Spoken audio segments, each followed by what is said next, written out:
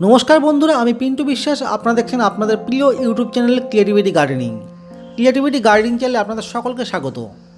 বন্ধুরা, ভিডিওটি শুরু করার আগে বলি, আপনি যদি প্রথমবার চ্যানেলে ভিজিট করেছেন তবে অবশ্যই চ্যানেলটিকে সাবস্ক্রাইব করে নেবেন এবং সবার আগে এই ধরনের নতুন ভিডিওর আপডেট পেতে পাশের বেল আইকনটিকে প্রেস করে অল অপশনে ক্লিক করবেন। আর যেসব বন্ধুরা অলরেডি চ্যানেলটিকে সাবস্ক্রাইব করেছেন তাদের অসংখ্য ধন্যবাদ। বন্ধুরা, আজকের ভিডিওটিতে আমি আলোচনা করব কিভাবে আপনারা অ্যাস্টার গাছের প্রতিস্থাপন করবেন। অ্যাস্টার গাছ প্রতিস্থাপনের জন্য কী ধরনের টব নির্বাচন করবেন, কিভাবে মাটি প্রস্তুত করবেন, তাছাড়াও গাছের জল প্রয়োগ, কীটনাশক প্রয়োগ, সানলাইট প্রভৃতি গুরুত্বপূর্ণ বিষয় নিয়ে আজকের ভিডিওটিতে আলোচনা করব।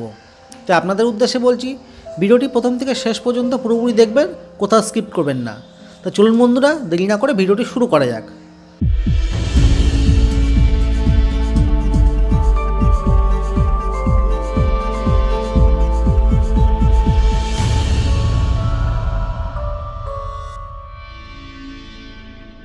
বন্ধুরা, শীতের মরশুমে অন্যতম আকর্ষণীয় ফুল হলো এই অ্যাস্টার। আপনি যদি এই অ্যাস্টার গাছটিকে আপনার বাগানে অ্যাড না করে থাকেন তবে অবশ্যই একটি দুটি গাছ নার্সারি থেকে সংগ্রহ করুন এবং আপনার বাড়িতে প্রতিস্থাপন করুন। বন্ধুরা, এই অ্যাস্টার ফুলগুলি নানা রঙের হয়ে থাকে, যেমন magenta, purple, white, yellow, pink প্রভৃতি রঙের। তাই আপনার বাগানকে নানা রঙে রাঙিয়ে তুলতে অবশ্যই এই অ্যাস্টার গাছটিকে বাড়িতে বা বাগানে প্রতিস্থাপন করতে হবে। বন্ধুরা, অ্যাস্টার গাছগুলিকে আপনারা ডাইরেক্ট মাটিতে প্রতিস্থাপন করতে পারেন অথবা টবে প্রতিস্থাপন করতে পারেন। প্রথমে আমি টবে প্রতিস্থাপন করতে হলে কী ধরনের টব নির্বাচন করতে হবে, কীভাবে মাটি প্রস্তুত করতে হবে সেগুলি সম্পর্কে আলোচনা করছি। বন্ধুরা, এই অ্যাস্টার গাছের শিকড় মাটির বেশি গভীরে যায় না, তাছাড়াও মাটিতেও বেশি বিস্তার লাভ করে না। সুতরাং আমরা এই অ্যাস্টার গাছগুলির প্রতিস্থাপনের জন্য বেশি বড় 10 ইঞ্চি বা 12 ইঞ্চি টব নির্বাচন করব না। অ্যাস্টার গাছ প্রতিস্থাপনের জন্য আদর্শ 6 ইঞ্চি অথবা 8 ইঞ্চি টব। আমি এই গাছগুলির প্রতিস্থাপনের জন্য 8 ইঞ্চি টব নির্বাচন করছি।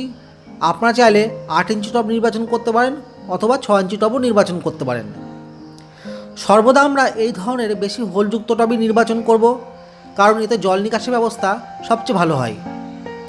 গাছের টবে বেশি জল দেওয়া হয়ে গেলেও অতিরিক্ত জল খুব সহজেই টবের হোল দিয়ে বাইরে বেরিয়ে যেতে পারে। তাই আমরা সর্বদা এই ধরনের বেশি হোলযুক্ত টব নির্বাচন করব এবং সেই টবে গাছ প্রতিস্থাপন করব। বন্ধুরা, কখনোই আপনারা প্লাস্টিকের টব নির্বাচন করবেন না, কারণ প্লাস্টিকের টবে জল নিকাশি ব্যবস্থা ভালো হয় না। টব নির্বাচন হয়ে গেলে এই ধরনের খোড়ামকুচি বা টব ভাঙার টুকরো দিয়ে প্রথমে টবের হোলটিকে বন্ধ করে দিতে হবে। অ্যাস্টার গাছ প্রতিস্থাপনের জন্য সর্বদা আদর্শ এবং ওয়েল্ডেড মাটি প্রস্তুত করতে হবে। মাটি প্রস্তুতের ক্ষেত্রে প্রথমে আমি নিচের 60% দোআঁশ মাটি। এই দোআঁশ মাটি যে কোনো সিজনাল ফ্লাওয়ারের জন্য সবথেকে ভালো। আপনাদের কাছে যদি দোআঁশ মাটি না থাকে সেক্ষেত্রে আপনারা এঁটেল মাটি নেবেন 40%, এর সাথে নদীর সাদা বালি নেবেন 60%। এইভাবে খুব সহজেই দোআঁশ মাটি প্রস্তুত করা সম্ভব। এটি হচ্ছে 1 বছরের পুরনো গোবর সার, এটি নিতে হবে 40%। আর আপনাদের কাছে যদি গোবর সার না থাকে সেক্ষেত্রে আপনারা 1 বছরের পুরনো পাতা পচা সারও ব্যবহার করতে পারেন। গোবর সার এবং পাতা পচা সার মাটিতে মেশানোর 3 থেকে 4 দিন আগে ভালো করে রোদ্রে শুকিয়ে নিতে হবে, তারপরে সেটিকে মাটির সাথে মেশাতে হবে বা ব্যবহার করতে হবে। তবে এর সাথে 1 চামচ ট্রাইকোডার্মা রিভিট ব্যবহার করতে পারলে সব থেকে ভালো হয়। এর সাথে মেশাতে হবে গাছের কিছু প্রয়োজনীয় খাদ্য উপাদান বা পুষ্টি উপাদান। এটি হচ্ছে নিমখোল, এটি নিতে হবে 3 চামচ।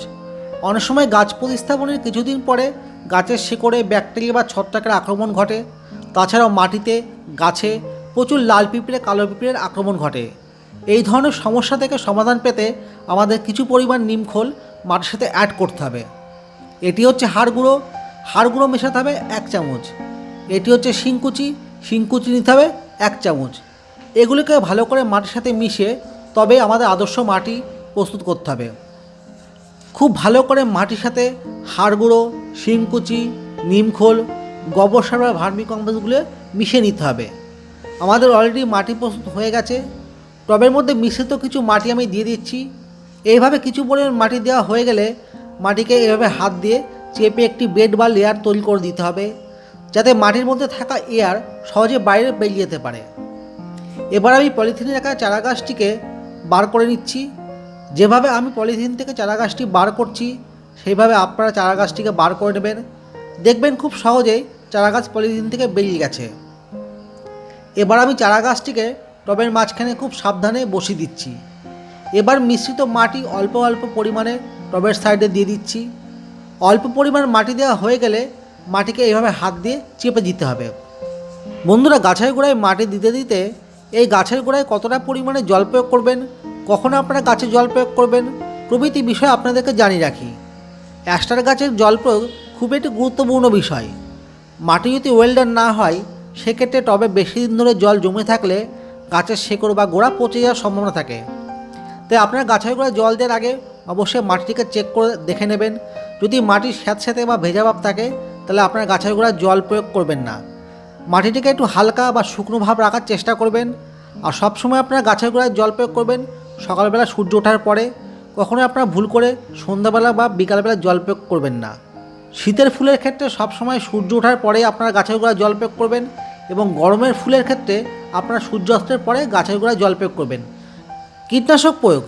বন্ধুরা, শীতকালে গাছে তেমন একটি পোকামাকড়ের আক্রমণ ঘটে না, তবে চারাগাছ রোপণের 7 দিন অথবা 10 দিন পর থেকে প্রত্যেক 10 দিন অন্তর অন্তর সমস্ত গাছে কীটনাশক প্রয়োগ করা উচিত। গাছ যদি সুস্থ এবং সবল থাকে সেক্ষেত্রে 4 ml নিম অয়েল 1 লিটার জলে মিশিয়ে সমস্ত গাছে স্প্রে করতে হবে। আর যদি মনে হয় গাছের পাতা কুঁকড়ে যাচ্ছে বা গাছের কচি ডগা বা পাতা পোকাতে খেয়ে যাচ্ছে সেক্ষেত্রে আপনার 30 ফোঁটা রোগার 1 লিটার জলে মিশিয়ে সমস্ত গাছে স্প্রে করবেন। এটি আমার ভারতীয় বন্ধুদের উদ্দেশ্যে বললাম। আর আমার বাংলাদেশি বন্ধুদের উদ্দেশ্যে বলছি, আপনার টাবগোড় 30 ফোঁটা 1 লিটার জলে মিশিয়ে সমস্ত গাছে স্প্রে করবেন, অথবা ভার্টিমেক 1 ml 1 লিটার জলে মিশিয়ে সমস্ত গাছে স্প্রে করবেন। এটি পরপর আপনাদের 3 থেকে 4 বার করতে হবে। আর যদি আপনারা নিম অয়েল গাছে স্প্রে করেন তাহলে আপনাদের প্রত্যেক 10 দিন অন্তর অন্তর করে যেতেই হবে। এই সমস্ত কীটনাশক প্রয়োগ করলে আশা করি আপনাদের গাছে আর কোনো পোকামাকড়ের আক্রমণ ঘটবে না। আর যদি আপনাদের গাছে জাপ পোকা বা চুষি পোকার আক্রমণ ঘটে সেক্ষেত্রে আপনারা লাঞ্চার গোল্ড বা কনফিডার বা অ্যাডমায়ার বা একতারা পরিমাণ মতো জলের সাথে মিশিয়ে স্প্রে করবেন। বন্ধুরা, এত গেল অ্যাস্টার গাছে জল প্রয়োগ, কীটনাশক প্রয়োগ। অ্যাস্টার গাছে কী ধরনের খাবার প্রয়োগ করতে হবে? চারাগাছ প্রতিস্থাপনের 18 থেকে 22 দিন পরে সরিষার খোল জল 1 সপ্তাহের জন্য ভিজিয়ে রাখতে হবে। সেই খোল জল গাছের গোড়ায় প্রয়োগ করতে হবে।